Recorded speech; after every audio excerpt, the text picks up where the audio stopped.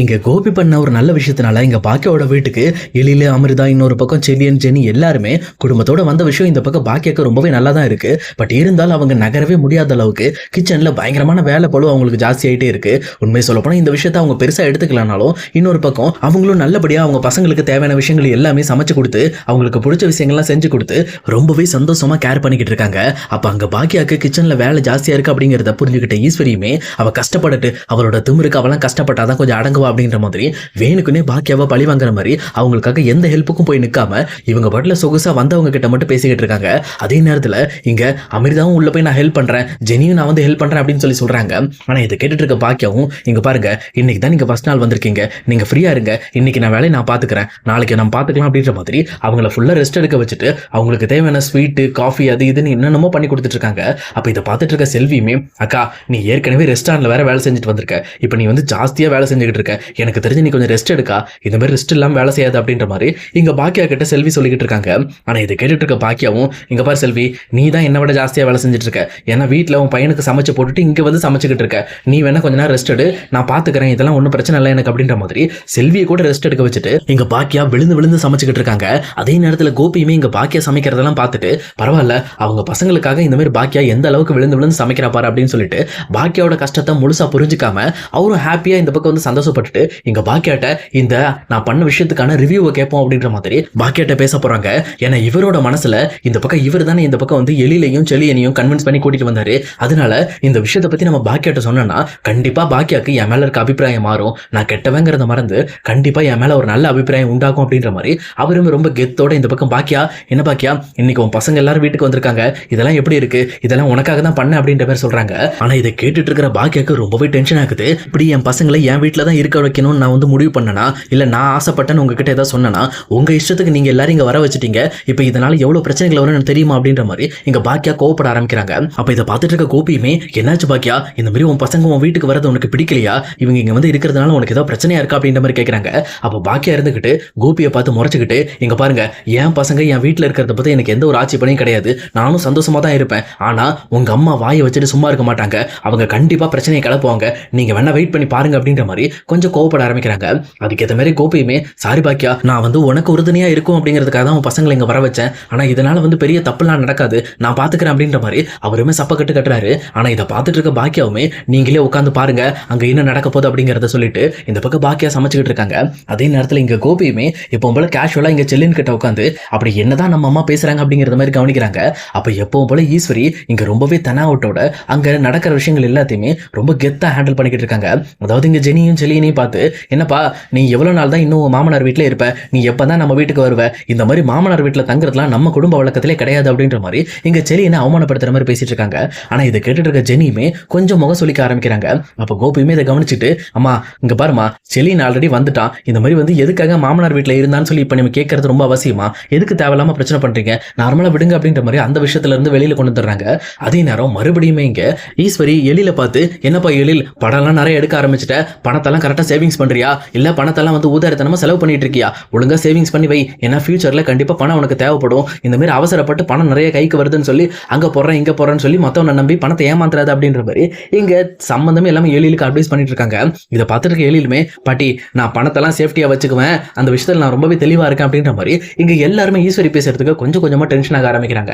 இதை பார்த்துட்டு இருக்கிற கோபிக்குமே என்ன பண்றதுனே தெரியல. அவங்களும் அந்த விஷயத்தை சமாளிச்சு அன்னைக்கு எல்லாருமே அவங்க ரூமுக்கு போய் ரெஸ்ட் எடுக்க வச்சிடறாங்க.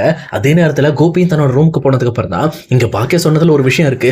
ஏன்னா பாக்கியா சொன்ன மாதிரி நிறைய விஷயங்களை அம்மா தேவையில்லாம கிளறிக்கிட்டு இருக்காங்க. ஏன்னா இந்த பிரச்சனைகள் எல்லாமே அவங்களே சால்வ் பண்ணிக்குவாங்க, அம்மா எதுக்காக இதில் தலையிடுறாங்க அப்படின்ற மாதிரி கோபியுமே ஈஸ்வரி பத்தி யோசிக்க ஆரம்பிக்கிறாங்க. அதுக்கப்புறம் அடுத்த நாள் காலையில எப்பவும் போல எங்க கோபி எந்திரிச்சு வராரு. அப்ப கரெக்டா இங்க பாக்கியாவுமே எல்லாருக்கும் காஃபி போட்டு கொண்டு டேபிள் வைக்கிறாங்க. ஆனா இன்னொரு பக்கம் ஈஸ்வரி பாக்கியாவை ரொம்பவே கண்டுக்காத மாதிரியோ அவங்கள ஒரு வேலைக்காரி மாதிரி நடத்த ஆரம்பிக்கிறாங்க. சொல்லப்போனா பாக்கியா கையில இருந்து காஃபியை வாங்கி குடிக்க மாட்டேன்றாங்க, அதை கீழே வச்சுட்டு போ நானே எடுத்து குடிச்சுக்கிறேன் அப்படின்ற மாதிரி ரொம்ப அதிகாரம் பண்ண ஆரம்பிக்கிறாங்க. ஆனா இதை பார்த்துட்டு இருக்க எழிலுக்கு சுத்தமா இவங்க பண்ற விஷயம் பிடிக்கவே இல்லை. அவங்களுமே இந்த பக்கம் ஈஸ்வரியை பார்த்து முறைச்சுக்கிட்டு இருக்காங்க. அதே நேரம் இன்னொரு பக்கம் செலியனுமே, என்னாச்சு பாட்டிக்கு, ஏன் அம்மா கிட்ட இப்படி நடந்துக்கிறாங்க அப்படின்ற மாதிரி, ஏன் பாட்டி ஏன் இப்படி பேசுறீங்க, அம்மா கிட்ட கரெக்டா பேசுங்க அப்படின்ற மாதிரி செலியன்னு சொல்றாங்க. ஆனா இதை பார்த்துட்டு இருக்க கோபிக்கு இங்க ஈஸ்வரி பண்ற விஷயம் ரொம்பவே தப்பா தெரியுது. ஆனா இதை பார்த்துட்டு இருக்க பாக்கியா, இங்க பாத்தீங்களா உங்க அம்மா என்னென்ன பண்ணிட்டு இருக்காங்கன்ட்டு, இன்னும் கொஞ்ச நேரத்துல பாருங்க அப்படின்ற மாதிரி கண்ணை உருட்டி உருட்டி இந்த பக்கம் கோபியை பார்த்து முறைச்சுக்கிட்டு இருக்காங்க. கோபியுமே, ஐயோ நம்ம தேவையில்லாம தப்பு பண்ணிட்ட போல இருக்கே, நம்ம பசங்களை நம்ம வீட்டுக்கு வர வச்சதே பெரிய தப்பு தான் போல இருக்கு அப்படின்ற மாதிரி அவங்களும் யோசிச்சுட்டு இருக்காங்க. அவங்க யோசிச்சது சரி அப்படிங்கிற மாதிரி இங்க ஈஸ்வரி ப்ரூவ் பண்ற மாதிரி இங்க எழிலையும் அமிர்தாவும் பார்த்து, ஆமா நீங்க எப்பதான் குழந்தை பெத்துக்க போறீங்க, இன்னுமே நீங்க குழந்தைய பத்தி யோசிக்காம இருந்தா உங்க லைஃப் என்ன ஆக போகுது, சொல்லப்போனா வயசானதுக்கு அப்புறம் குழந்தை பெத்துக்கிட்டா எப்படி அந்த குழந்தைய வளர்த்து உங்களால் ஆளாக்க முடியும் அப்படின்ற மாதிரி எல்லாரும் முன்னாடி இந்த பக்கம் வந்து எழில் கிட்ட கேட்கறாங்க. இதை பார்த்தோன்னே இங்க அமிர்தாக்கு ஒரு மாதிரி ஆயிடுது. என்ன இது, இந்த மாதிரி ஃபேமிலி விஷயத்தை பத்தி எல்லார்கிட்டையும் பப்ளிக்கா பேசிட்டு இருக்காங்க, சொல்லப்போனா ஒரு 4 ரூம்குள்ள பேச வேண்டிய விஷயத்த இப்படி பண்ணிக்கிட்டு இருக்காங்களே அப்படின்ற மாதிரி அவங்களுக்கு அது பிடிக்கவே இல்லை. அப்போ எழிலுமே இங்க பாருங்க பாட்டி, எனக்கு அந்த விஷயத்துல இப்போதைக்கு விருப்பம் இல்லை, ஏன்னா நானே இப்பதான் வந்து கொஞ்சம் கொஞ்சமா படம் பண்ணி முன்னேறி வந்துட்டு இருக்கேன், எனக்கு இன்னும் 2 வருஷத்துக்கு மேல ஆகும், அதனால இப்போ அதை பத்தி பேசாதீங்க அப்படின்ற மாதிரி இங்க எழிலுமே பேசி பார்க்கறாரு.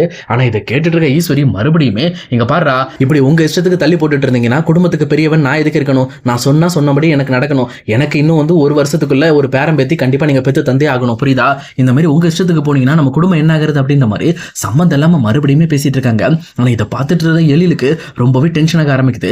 உடனே இங்க பாக்கியா வந்துட்டு, இங்க பாருங்க நீங்க தேவையில்லாம எதுக்காக எழிலோட லைஃப்லயும் அமிர்தாவோட லைஃப்லயும் நீங்க தலையிடுறீங்க, நீங்க உங்க வேலை என்னமோ பாருங்க, அவங்களுக்கு தெரியும் அவங்க தான் முன்னேறி வந்துட்டு இருக்காங்கல்ல, அவங்க லைஃப் அவங்களால பாத்துக்க முடியும் அப்படின்ற மாதிரி இங்க பாக்கியா பேசுறாங்க. ஆனா இதை கேட்ட உடனே இந்த பக்கம் ஈஸ்வரிக்கு மூக்கு வேத்த மாதிரி, என்ன பாக்கியா உன் பையன்கிட்ட ஒரு நல்ல விஷயத்தை பத்தி நான் பேச நினைச்சா நீ அதை தடுக்கிறதுக்கு வந்துருவேன்னு எனக்கு நல்லா தெரியும், நீ தான் உன் மேலேயே அக்கறை இல்லாத ஆளாச்சு, உன் லைஃபுக்கு ஒரு நல்லது பண்ணுங்கிறதுக்காக என் பையனை வச்சு மறுபடியும் உனக்கு வாழ்க்கை கொடுக்கலான்னு பார்த்தா, ஆனா நீ என்னமோ பெரிய தியாகி மாதிரியும் உன் பையன்லாம் எனக்கு வேண்டாம் அப்படின்ற மாதிரி கோபியை ஒதுக்கி தள்ளன தானே, ஆனா கோபி இல்லாம நீ ஒரு காலத்துல கஷ்டப்படுவேன், அன்னைக்கு தான் நான் வந்து நான் சொன்னதெல்லாம் உனக்கு புரியும் அப்படின்ற மாதிரி இங்க பாக்கியா கிட்ட சண்டைக்கு போயிட்டு இருக்காங்க.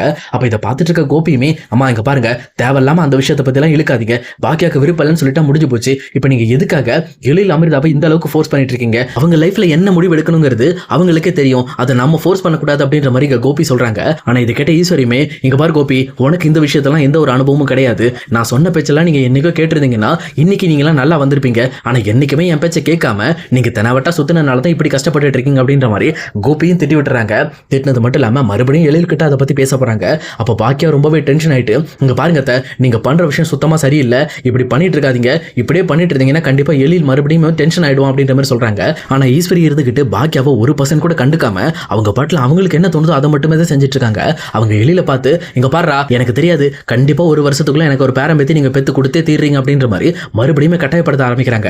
இதை பார்த்துட்டு இருக்க எழிலுக்கு ரொம்பவே டென்ஷனாக ஆரம்பிக்குது. அப்ப பாக்கியா எழிலோட முகத்தை தெளிவா பார்த்துட்டு, இங்க பாருங்க நீங்க உங்க பையனோட வாழ்க்கையை கெடுத்த மாதிரி என் பசங்களோட வாழ்க்கையை நான் கெடுக்க விட மாட்டேன், இன்னொரு டைம் எழில் கிட்டையும் செல்லின் கிட்டையும் அதை பண்ணி இதை பண்ணு ஏதாவது சொன்னீங்க அப்படின்னா உங்களுக்கு மரியாதை கெட்டுரும், நீங்க அப்படி இன்னொருத்தரோட வாழ்க்கையை மாத்தணும்னு ஆசைப்பட்டீங்கன்னா உங்க பையனோட வாழ்க்கையை போய் மாத்துங்க, என் பசங்களோட வாழ்க்கையில தலையிடாதீங்க, என் பசங்களுக்கு வாழவும் தெரியும் எல்லாரையும் வாழ வைக்கவும் தெரியும், அவங்களுக்கு எப்படி வாழ்ந்துக்கணும்னு அவங்களுக்கு தெரியும், முக்கியமா நீங்க சொல்லிதான் அவங்க இப்படி பண்ணணும் அப்படிங்கிற எந்த ஒரு அவசியமும் கிடையாது அப்படின்ற மாதிரி இங்க ஈஸ்வரியை பயங்கரமா எதிர்த்து பேசுறாங்க. இதை கேட்டோன்னு ஈஸ்வரி, பாத்தியா பாக்கியா நீ எந்த அளவுக்கு வளர்ந்துட்டன்ட்டு, உங்ககிட்ட பணத்தமிழ் ஜாஸ்தியானதுனால தான் நீ இந்த மாதிரி என்னை எதிர்த்து பேசிக்கிட்டு இருக்க, ஆனா உன்னை இந்த அளவுக்கு வளர விடாம ஸ்டார்டிங்லேயே உன்னை அடக்கி வச்சிருந்தோம் அப்படின்னா நாய்க்குட்டி மாதிரி என் காலை சுத்தி வந்திருப்பேன், ஆனா இன்னைக்கு பாரு உனக்கு ரெக்க முளைச்ச உடனே நீ என்னையே வந்து கடிக்க வர அப்படின்ற மாதிரி இங்க ஈஸ்வரி பயங்கரமா விஷத்தன்மையா பேசிட்டு இருக்காங்க. ஆனா இதை கேட்டுட்டு இருக்க பாக்கியாக்கு ரத்தம்லாம் கொதிக்க ஆரம்பிக்குது.